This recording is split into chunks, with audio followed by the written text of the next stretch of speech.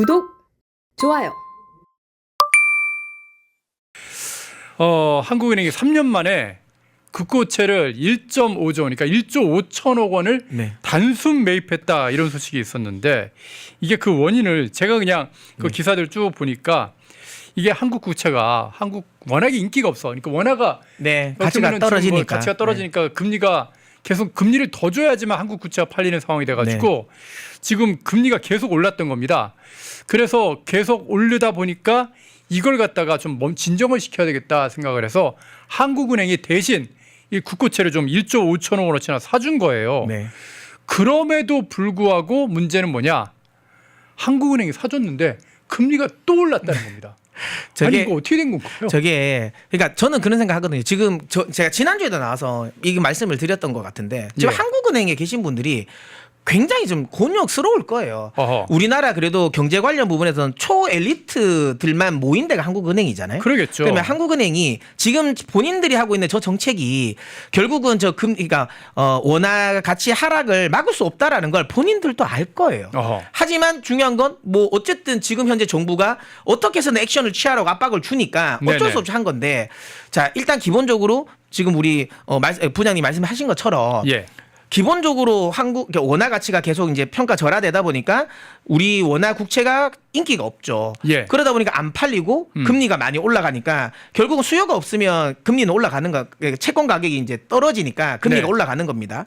자 그런 상황에서 그러면 우리가 수요를 더 늘려주겠다라고 한 게 한국은행이잖아요. 그럼 한국은행 샀습니다. 자 그러면 한국은행이 샀으니까 이게 결국은 수요가 늘었으니까 금리가 떨어지겠지? 아니죠. 왜냐하면 결국은 한국은행이 샀다라는 거 원화가 또 더 풀렸다라는 거예요. 그러니까 시중은행의 통화가 뭐 예를 들어서 뭐 한 1,000조 원이 있는데 거기에 이제 1,001.5조 원이 된 겁니다. 돈이 그만큼 늘어갔으니까 그만큼 화폐 가치는 또 떨어진 거겠죠. 그렇죠. 이게 왜 그러냐면 지금 제가 이제 자료를 가져놨는데 많은 분들이 이게 흔히 말하는 우리나라 지금 원화 가치 하락이 핵심 이유가 미국과 우리나라 간의 금리 차이 때문이다라고 말씀하시는 분이 많아요. 그렇기 때문에 미국이 이제 금리 인하 사이클로 갔기 때문에 이제 원달러 환율은 잡힐 거다라고 하는데 그게 말이 안 되는 게 지금 이제 저게 우리나라가 한 3.3% 우리 10년물 금리고 다음 게 이제 보시면 이제 미국 국채 10년물 금리거든요. 요 차이 때문에 그렇다라는 건데 계속 말씀드리지만 이게 왜 아니냐면 물론 금리 차 때문이기도 하긴 하죠. 근데 이게 절대적인 이유가 아닌 게 결국에는 중요한 건 지금 우리나라 원화 가치가 메리트가 없는 건 금리도 미국보다 싼 건 있지만 계속 우리나라는 금리를 여기서 인하할 수는 없어요. 지금 상황에서 안 그래도 유동성을 많이 푸는 상태에서 지금 인플레이션에 대한 우려감이 있는 상황에서 여기서 금리를 인하할 수는 없거든요. 그럼 물가 진짜 폭등합니다. 폭등하는 거죠. 그렇기 때문에 그러면 금리 인하가 안 된다라는 거 국채 가격이 올라갈 일이 없다라는 거예요. 근데 미국채는 지금 저금리에서 앞으로 계속 금리를 인하할 가능성이 높거든요. 그러면 금리가 인하가 된다는 거 미국채에 대한 가격이 올라간다라는 거예요. 그러면 단순히 생각하더라도 이 표는 그러니까 이자는 그렇게 크게 신경 안 쓰더라도 내가 가지고 있는 채권의 가치가 우리나라 가치는 떨어지는데 채권의 가치는 미국 국채 가치는 올라간다. 그러면 당연히 미국채를 더 살 수밖에 없죠. 우리나라 국채 살 일이 없는 거예요. 헷갈리시면 안 되는 게 이 국채 금리하고 그 국채의 가치는 반대입니다. 금리가 높다는 얘기는 이 물건이 안 좋으니까 야 여기다 금리를 망창 붙여서 너 이거 사면은 여기다 이자를 몇 퍼센트 더 줄게 그렇게 파는 겁니다. 맞습니다. 근데 이제 상품이 너무 좋아. 사람들이 막 살려는 사람이 너무 많아. 야 그럼 이거는 무이자다. 그냥 가져가라. 그렇게 해도 사람들이 서로 달라고 지금 하는 그런 상황이 되는 겁니다. 예전에 참고로 일본 국채랑 그다음에 독일 국채가 분트채 같은 경우가 마이너스 금리였습니다. 마이너스 금리에 심지어 돈을 내야 돼요? 네, 돈을 내야 됩니다. 또 그걸 가지고 있는데 돈을 더 내야 되는 그 정도도 있었습니다. 그래서 그만큼 우리나라 국채가 인기가 없는 거거든요. 근데 인기가 없는 이유가 핵심이 뭐냐면 어차피 우리나라 원화가 너무 흔해진다라는 거예요. 돈을 너무 많이 뿌리니까. 근데 지금 방금 말씀드렸던 그게 핵심 원인이거든요. 근데 지금 한국은행이 결국은 이 국채를 사준다라고 해서 그럼 이게 수요가 늘어났다고 해가지고 이게 연속 수요는 아니잖아요. 그러면 단순히 1조 정도를 샀다고 해가지고 원화 약세가 마무리될까 안정될까 그렇지 않다는 거죠. 내가 보니까 또 돈은 또 더 풀렸네 원화는. 그러면 금리는 그래서 지금 현재 이 한국은행이 우리나라 국채를 매수했음에도 불구하고 국채 금리는 상승을 했어요. 그 이 말은 뭐겠습니까? 시장의 포인트는 수요가 중요한 게 아니라 결국은 유동성을 줄이라는 거예요. 유동성을 줄여야 원달러 환율이 안정이 된다라는 건데 계속 지금 원화를 계속 통화량을 늘리는 정책만 쓰잖아요. 예. 그게 이제 외국인들 입장에서는 다 눈에 보이죠. 그 당연히 이걸 막을 수 있는 상황이 아닌 거예요. 자, 이런 상황 속에서 한국은행이 이제 쓸 수 있는 카드, 어떤 카드를 써왔냐면 이건 윤석열 정부 때도 이런 카드를 쓰긴 썼습니다. 어떻게 보면 통화량 자체, 돈 자체를 많이 찍어내기보다는 이 환매 조건부 채권이라 RP라고 부르는 게 있습니다. 이건 뭐냐면 어떤 돈을 갖다가 시중은행이 갖고 있는 채권이라고 하는 게 돈을 빌려주고 나서 나중에 받을 수 있는 그런 권리지 않습니까? 그런 채권을 시중은행이 많이 갖고 있는 거를 한국은행이 사주는 겁니다. 근데 한국은행이 그 시중은행의 채권을 사주면서 돈을 줄 거 아니에요. 그러면 한국은행이 시중은행에 이렇게 돈을 공급하게 되는데 조건이 있습니다. 일주일 후에 그 채권을 갖다가 다시 또 이제 팔아야 되는 거예요. 그러면 어떤 일이 되냐? 이 시중은행에서는 일주일 동안 급한 돈은 다 쓰지만은 결국에 그 돈을 다시 또 한국은행에다 돌려줘야 되기 때문에 전체 통화량이 증가가 되지 않는 그런 효과가 있었던 겁니다. 그걸 이용해 가지고 어떻게 보면은 그동안 한국은행이 통화량은 좀 줄여가면서 윤석열 정부 때죠. 통화량은 줄여가면서 어떤 경제 상황을 좀 관리해 왔는데 이게 지금 이재명 정부에서 지금 깨지고 있다는 게 문제지 않습니까? 네. 아니 RP 매입을 아주 이상하게 하고 있다고요? 아니 지금 예. 계속 이제 말씀드리지만 예.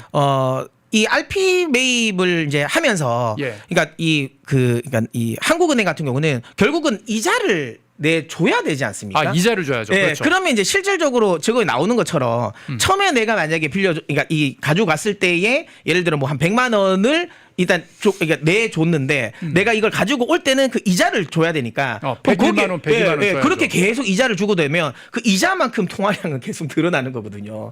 그러니까 그 기준이 네. RP 매입을 하는 것도 계속하면 안 되는 거군요. 그렇죠. 이것도. 그게 이제 이자 관련 부분 때문에. 근데 이게 만약 예를 들어 단기물 이자가 그러니까 시장의 그러니까 단기 자금 시장이 좀 안정적이면 네. 오히려 금리가 떨어집니다. 그러면 오히려 그렇게 통화량이 좀 줄 수도 있거든요. 예. 근데 지금은 단기물 시장 자체가 굉장히 위험해요. 이게 왜 위험하냐면 그러니까 단기물 시장을 많이 쓰는 사람들은 그러니까 우리 흔히 말하는 그러니까 은행이랑 그다음에 증권사거든요. 증권사 그러니까 이들은 자기들이 단기물 시장에서 흔히 말하면 자금을 조달을 해서 예. 대출이나 이런 뭐 회사채 같은 거 이런 것들을 거기에 투자를 해주는 거예요. 근데 지금 현재 시장이 경기가 만약에 엄청나게 좋으면 예. 어차피 기업이나 이런 데 대출해 줬을 때 망할 리스크가 없는 거예요. 그러니까 내가 돈을 돌려받지 못할 가능성이 낮기 때문에 그러면 굳이 뭐 이거 안 써도 돼. 안 급해도 돼. 예. 이게 되거든요. 그러면 금리가 떨어지는데 지금 같은 경우는 너무 흔히 말하는 이거 자칫 잘못하면 회사가 자꾸만 무너지는데 내가 빨리 이거 돈을 대출해 준 게 못 받을 수 있는 상황이 생기는 거예요. 예. 은행에다 나중에 한국은행이 갚아야 되는데 그런 상황이 생기는 한국은행에다 못 갚는 그런 상황이 되는 거죠. 그러다 보니까 지금 한국은행이 내가 빨리 흔히 말하는 이제 이 은행이나 증권사에서 내가 망할 리스크가 너무 커지는 게 높아졌어. 그럼 빨리 단기물 시장에서 내 빨리 흔히 말하는 자금을 모아놔야 되는 거예요. 그러니까 축적해놔야 되는 거죠. 그러다 보니까 단기물 시장이 그러니까 유동성이 축소되는 거고 그러다 보니까 여기에 한국은행은 유동성을 공급해야 되니까 계속 RP 관련 부분을 계속 더 늘려나가는 거예요. 그 통화량 자체가 늘어나는 거고 이게 말 그대로 시장이 흔히 말하는 이재명 정부에서 너무 지금 경기가 좋아서 물가가 오른다는 말이 아닌 거예요. 그랬으면 이렇게 단기물 시장이 이렇게 유동성이 마르지가 않아요. 그러니까 유동성이 넘쳐날 뿐이지. 아니 한국은행에서 돈을 그렇게 찍어내고 있는데 그럼에도 불구하고 시중에서 돈이 마르고 있다. 단기물 시장이 마르는 거죠. 왜냐하면 본인들이 리스크를 느끼는 거예요. 지금 여기서 상황이 어려운데 이거를 흔히 말하는 내가 당장에 뭔가 리스크가 생길 수 있을 것 같은데 라는 걸 은행이라든지 그다음에 증권사는 느끼고 있는 거예요. 그렇군요. 한국은행에서는 어떻게 보면 돈을 풀어가지고 은행들한테 야 시중에 돈을 좀 돌려야 되니까 내가 너희들 국채를 사줄 때 회사채를 사줄 테니까 그 돈 가지고 그 회사들한테 빨리 대출 좀 해서 경제가 좀 돌아가게 좀 해줘. 그런데 은행들로서는 그 회사가 망해버리면 경기가 안 좋아서 회사가 망해버리면 자기네들이 그 돈을 날리고 한국은행에 또 빚을 져야 되는 그런 상황이 되니까 그 돈을 돌리지 않고 자금사가 계속 이제 더 늘리고 쌓아놓고 있는 거죠. 그리고 또 돈을 또 뿌리고 또 쌓아놓고 있고. 그럼 은행들은 돈이 계속 쌓여가고 한국은행은 야 이 돈 빨리 풀어 하면서 돈을 계속 밀어넣고 있고. 그럼 전체 통화량은 또 늘어나고. 지금 그 악순환이 지금 계속 나오는 거예요. 한국은행뿐만 아니라 이재명 정부에서 이제 시중은행에 팔을 비틀어갖고 야 돈 빨리 뿌려 그렇게 해야 되겠네요. 근데 그렇게 전 할 것 같긴 해요. 근데 은행 입장에서는 본인들이 망할 것 같거든요. 그 자기네들은 망하겠죠. 망할 것 같은데 그걸 어떻게 하겠습니까? 그 안 된다는 말이죠. 어허. 근데 지금 은행 입장에서도 골치 아픈 건 그거예요. 실제로 시중은행이 요즘에 여러분 금리 나오는 거 보시면 아실 건데 최근에 그 이재명 그 대통령이 그 말을 했지 않습니까? 아니 왜 고신용자들이 그러니까 고신용자들의 흔히 말하면 이자를 좀 높이고 저신용자 이자를 낮추자고 이야기했잖아요. 예. 최근에 실제로 시중은행들이 그렇게 하고 있어요. 실제로. 그러니까 이게 문제가 되는 거예요. 지금. 그러니까 그런 것들도 은행 입장에서 그게 손해거든요. 손해나죠. 네, 그게 나중에 잠재적인 리스크인 거예요. 그게 리스크에 대한 비용인데 네, 이자라고 하는 건 리스크 비용이지 않습니까? 그러니까 자꾸만 그들 입장에서는 자꾸만 잉여 자금을 늘리려고 하는 거예요. 그러면 진짜 시중에 돈이 말라가겠네요. 오히려. 그렇죠. 그 실제로 말을 필요가 없는 거지만 그러니까 흔히 말하는 시장은 정치인들보다 더 똑똑해요. 아, 이렇게 돌았을 때 분명히 시장 리스크가 터질 것 같다. 그렇게 생각을 하면 아무리 뿌리라고 물론 뭐 이제 완전 이제 공산당처럼 그냥 강제로 그냥 뿌려라고 하면 뭐 어쩔 수 없는 거죠. 어쩔 수 없지만 그게 아닌 다음은 결국 은행 입장에서 본인들도 살아야 된다. 본인들이 느끼고 있는 그 환경이 그렇게 녹록지 않다고 하면 절대로 아무리 시장에서 돈을 뿌려도 은행에서 돈이 풀리지가 않아요. 이거는 예전에 미국에서도 그랬어요. 예전에 미국의 그 서브프라임 모기지 리만 사태가 터졌을 때 네. 처음에 연준이 엄청나게 막대하게 돈을 뿌렸거든요. 엄청 뿌렸죠. 엄청 뿌렸죠. 근데 그게 시중에 안 풀렸어요. 초반에. 왜? 은행들이 다 쌓아놨거든요. 시장이 겁나니까. 아, 자기네들도 네, 중앙은행이 계속 돈을 뿌려도 그걸 계속 본인들이 망할 수 있으니까. 아니 그걸 봤음에도 불구하고 한국은행은 똑같은 짓을 또 하는 겁니다. 하고 있는 거죠. 그러니까 결국은 이 시장이 돈을 그러니까 원활하게 풀리려면 시장이 경기가 안 어렵구나. 그러니까 기업들이 도산하는 게 안 하는 거구나. 예. 이런 걸 안정감을 줘야지 은행들이 원활하게 이걸 대출을 하고 그다음에 그러니까 정상적으로 그러니까 안정적으로 오히려 유동성이 풀리는 건데 지금 유동성은 너무 흔히 말하는 뭐 소비 쿠폰이라든지 그러니까 인플레이션을 딱 만들 수 있는 데만 풀리는 거예요. 실제로 돈이 가야 되는 거. 그러니까 예. 기업이라든지 이런 쪽의 대출은 지금 막히고 있어요. 사실상 여러분 뭐 부동산 대출하려면 대출 됩니까? 그다음에 기업들이 지금 대출하려면 대출이 원활하게 됩니까? 안 돼요. 실제로 돈이 돌아가서 생산 활동을 만들 수 있는 데는 돈이 안 들어가요.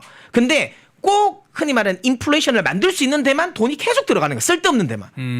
그러니까 지금 완전히 뭐 나라가 좀 안 좋은 상황이죠. 인플레이션을 만드는 데만 돈이 들어가니까 물가는 올라가고 네. 정작 기업들은 이게 경제는 안 돌아가는 거예요. 기업들은 또 돈 빌릴 데가 없어가지고 더 고금리의 어떤 네. 사채 같은 걸 써야 되는 그런 일이 벌어지는 거고 기업들은 돈을 빌려서라도 사업을 유지하고 월급도 그렇죠. 주고 해야 되는데 그러니까 결국에는 망해버리는 네. 그런 상황이 되는 거고. 그런 걸 이제 지금 증권사라든지 그다음에 이제 이런 은행들이 알고 있는 거잖아요. 특히 증권사가 최근에 자금을 많이 이제 잉여 자금을 많이 모으거든요. 왜냐하면 그래요? 증권사가 예전에 그러니까 그 흔히 말하는 그 PF 대출을 많이 해줬었어요. 프로젝트 파이낸스 대출요. 그걸 많이 해줘가지고 건설 쪽에 많이 해서 그 손해를 좀 지금 이제 많이 볼 수 있는 상황이었거든요. 근데 지금 이재명 정부 들어와서 부동산 자체를 꼭 막아버렸잖아요. 예. 그러니까 이제 그들이 이제 그 다음에 해놨던 PF 대출에 대한 리스크가 많이 커요. 그러다 보니까 증권사 쪽이 지금은 오히려 잉여 자금을 좀 더 많이 지금 쌓고 있는 상황입니다. 돈이 지금 다 묶이고 하여튼간 한국은행에서 열심히 돈을 풀고 있는데 돈이 다 묶이는 상황. 저는 돈이 마르는 게 제 지갑에서만 마르는 줄 알았더니만 우리 기업들도 지금 돈이 지금 다 마르는 그런 상황이고 한국은행의 어떤 정책도 지금 약발이 안 막히는 그런 아주 답답한 상황이다 그런 말씀이신데 자 이런 상황 속에서 이 환율 문제 좀 얘기해 보겠습니다. 내년에 환율이 무려 1,540원까지 올라갈 거다 그런 얘기가 나오더라고요. 제가 이거 무슨 얘기인가요? 제가 이거 지난주에 나와서 딱 한 이야기가 오늘 저 기사로 나왔어요. 그러니까 제가 그때도 말씀드린 것처럼 이번 주가 이제 내일이면 FOMC 회의 12월 결과가 나오거든요. 금리. 만약에 미국이 금리 인하를 했음에도 불구하고 만약에 원달러 환율이 안 잡히면 이게 굉장히 문제가 된다. 그러면 외환 시장에서는 우리나라 원화를 달러화와 디커플링화 시킬 그러니까 별개의 통화로 생각할 거다. 그렇게 되면 그러니까 원달러 환율의 약세가 가속화될 가능성이 높다라고 말씀드렸는데 지금 딱 저 이야기가 지금 나온 거예요. 그러니까 지금 달러화 같은 경우는 어쨌든 금리 인하에 대한 사이클로 넘어갔고 뭐 연준에서 지금 인하를 계속 하겠다고 이야기하고 있는데 중요한 건 그럼에도 불구하고 지금 원달러 환율이 안 잡히고 있거든요. 그러면 달러화의 흐름은 중요한 게 아니에요. 그냥 지금 현재 외환 시장에서 우리나라 원화는 그냥 원화 자체의 가치만 보는 거예요. 그러면 말씀드린 것처럼 그러면 왜 자꾸만 원달러 환율이 올라갈까? 계속 말씀드리지만 돈을 많이 푸니까. 그러면 돈을 안 풀어야 되거든요. 예. 안 풀어야 원달러 환율이 잡히는데 지금 현재 정부는 아시겠지만 내년도도 정말 슈퍼 예산입니다. 근데 그 예산안 보면 전부 다 뿌리는 거예요. 그렇죠. 다 소비 관련 부분에 다 뿌리는 정책이에요. 그러면 결국은 시장에서 원화는 더 많이 뿌려진다라는 거고요. 뭐 그러면 지금 원달러 환율의 그러니까 약세 요인이 잡힐 리가 없죠. 근데 이런 상황에서 제가 뭐 아직까지 확정은 되지 않았는데 이것도 이야기하고 있더라고요. 이번 정부가 국민연금의 외화채 발행을 지금 추진하고 있다고 하더라고요. 외화채는 또 어떻게 하는 겁니까? 그러니까 이게 국민연금이 해외에 자산을 투자를 하려고 하면 원화로 투자를 할 수 없지 않습니까? 그렇죠. 그러니까 그러니까 달러를 바꿔서 투자를 해야 된단 말이죠. 그러니까 지금까지는 국민연금이 우리나라에서 그 달러를 조달을 했어요. 그러니까 우리나라에서 원화로 달러를 만들어 가지고 와서 그다음에 이제 해외로 투자를 했단 말이죠. 그러니까 이 부분이 확실하게 이제 원화의 약세의 요인이 된다라는 거예요. 그러면 야 국민연금 너희는 우리 국내에서 달러 구하지 말고 너 해외에서 너희가 조달을 해라는 거예요. 그러면 외화채를 발행을 하면 그러니까 흔히 쉽게 말하면 빚 내는 거예요. 부채를 내는 거예요. 아니, 국민연금이 달러를 갖다가 이제 해외에서 조달한다는 얘기는 이자를 주겠다는 얘기인데 그런 거예요. 그러면 그만큼 국민연금 수익률이 떨어지지 않습니까? 떨어지죠. 당연히 떨어지죠. 그리고 또 중요한 건 만약에 예를 들어 그게 부채라는 건 갚아야 되잖아요. 근데 만약에 부채를 갚을 때 혹시라도 그럼에도 불구하고 원달러 환율이 약세가 계속 유지되면 오히려 환차손까지도 봐야 돼요. 우리나라에서 이걸 달러를 조달을 해가지고 가면 환차손은 안 보거든요. 근데 만약에 외화채를 통해서 만약에 우리가 그러니까 국민연금이 달러를 조달을 하면 나중에는 환차손까지 생각해야 되는 거예요. 아니 그러면은 이자도 주고 환차손까지 국민연금의 수익률이 이중으로 빠진다는 얘기인데 거죠. 아니 그걸 어떻게 감당하려고 그런 걸 추진합니까? 그러니까 그게 이제 지금 당장 원달러 환율 그러니까 약세를 막으려고 하는 거죠. 그거 당장에 이것 때문에 미래 세대의 어찌 보면 노후를 땡겨서 쓰는 거예요. 이거는 말이 안 되는데. 아이고야. 근데 이게 될 것 같아요. 왜냐하면 정부가 의지를 보이고 있고 다만 국민연금은 외화채로 원래 부채를 발행할 수가 없어요. 그러면 그 법을 바꿔야 돼요.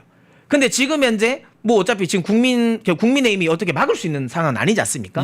통과될 가능성이 내년에. 그거 막으려면 국민의힘이 이제 머리 싸매고 또 이제 들어놓아야죠. 뭐 그럴 수 없죠. 그러니까 그거 아니면 이게 통과된단 말이죠. 이거 굉장히 위험합니다. 근데 저는 개인적으로 국민연금의 외화채는 초반에 성공할 것 같아요. 왜냐하면 우리나라 국민연금이 워낙 수익률도 좋고. 그러니까 1,300조 원이 넘는 그런 엄청난 큰 손이지 않습니까? 그냥 망할 일은 없다고 생각하는데 중요한 건 이게 정상적인 시장에서는 상관이 없죠. 근데 혹시라도 글로벌 뭐 금융 위기라든지 이런 게 와버리면 그때 되면 원달러 환율이 급등해버린다니까요.